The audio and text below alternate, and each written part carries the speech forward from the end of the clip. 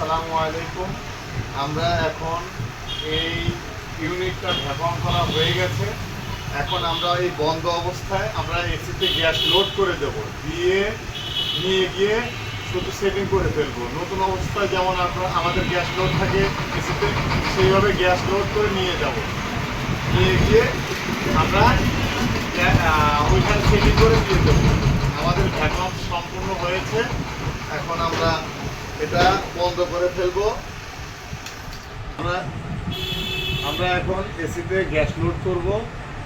Gas load করার আগে এসিতে 410 গ্যাস, এই গ্যাসটা পার্জিং করে দিতে হবে। পাইপের যে হাওয়াটা আছে ওটা বের করে দিব আমরা, খেয়াল রাখতে হবে। এখন আমরা এসিতে গ্যাসটা দিয়ে দেব।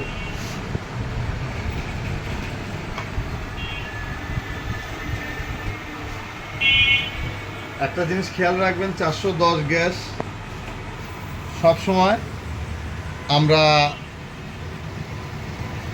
ওজন দিয়ে দেব।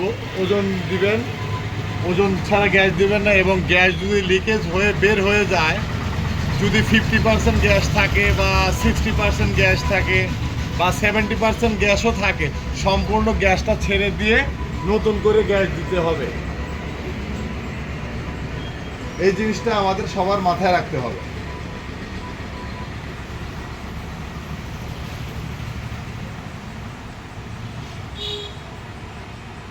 দেখেন গ্যাস ঢুকতেছে, মিটার দেখো, গ্যাস ঢুকতেছে এসিতে। আমরা ওয়েট দিয়ে তারপরে গ্যাস দিচ্ছি।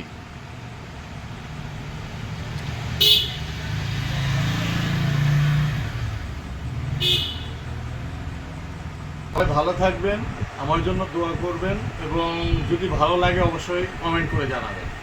আল্লাহ হাফেজ।